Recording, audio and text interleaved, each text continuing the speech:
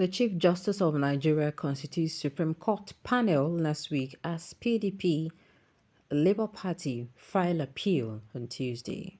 Welcome to the news and thank you for tuning in to listen. Please subscribe to our channel. To get notified when we post our juicy news update, please click on the notification bell.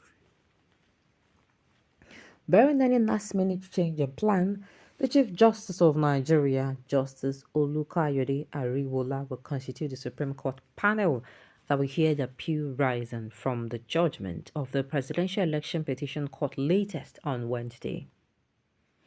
The PPC had on Wednesday, September 6, 2023, delivered a 12-hour judgment on the appeals arising from February 25, 2023 presidential election, upholding the election of President Bola Tinubu of the All Progressives Congress.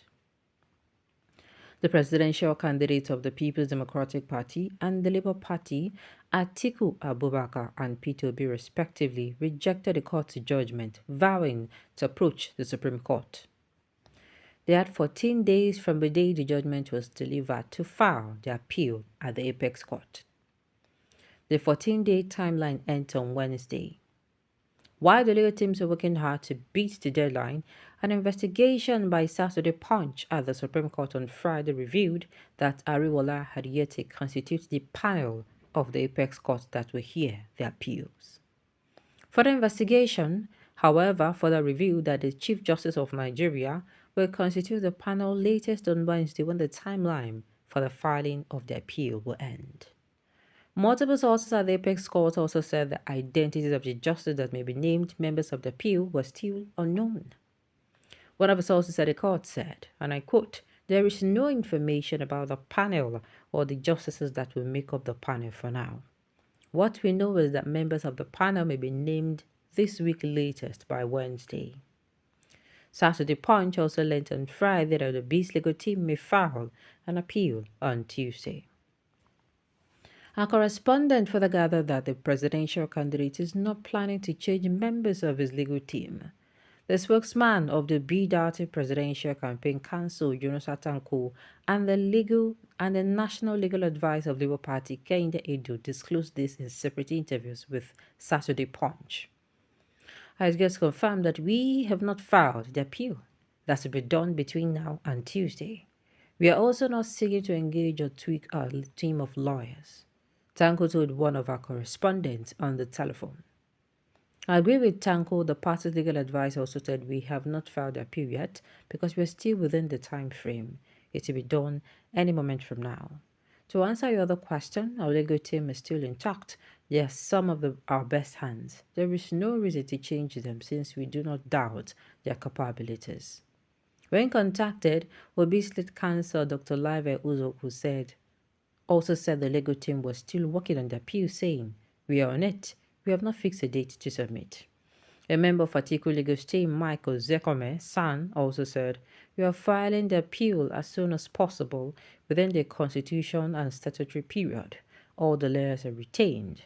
Our team is still intact and as solid as the rock of Gibraltar." The ex-vice president-led counsel Chris Uche San could not be reached for comment as calls and messages to his line were not answered on Friday. PDP NEC member on CJN. Meanwhile, the Deputy National Youth Leader of the People's Democratic Party, Timothy Osadolo, has advised the Chief Justice of Nigeria not to be part of the panel of the Supreme Court that will review the PEPC judgment. Osadolo stated this against the backdrop of a statement credited to the CJN in the past, endorsing Oyo State Governor Seyi Makende's membership of the G5, a group made up of some aggrieved governors opposed to Iyorchia Ayo's chairmanship of the People's Democratic Party after Atiku emerged as the party's candidate. In November 2022, a special guest of the River State government in Port Harcourt, a banquet organized in honor of the then Governor Nyesom Wike, Justice Ariwola lauded Makende's membership of the G5, a development that was criticized by the National Working Committee of the People's Democratic Party at that time. That is why we should not be scared to have these men of the integrity group. I am happy that my own governor, Makinde, is among them because he would try to imitate his friend and in-law because we came here to marry for my governor. So, Governor Mike will always threaten that he will call back his sister if my governor fails to play ball.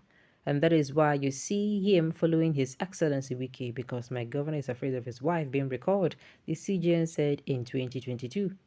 Speaking exclusively with Saturday Punch, Osadolo said, and I quote, I would expect the CJN after the GIF, wherein he exposed his partisan self with his declaration of support for the then G5, he got too excited to recuse himself from any panel that is constituted for political reasons, particularly one as sensitive and important as the one to look into PPC judgment that is contentious and vexatious for a wide range of reasons.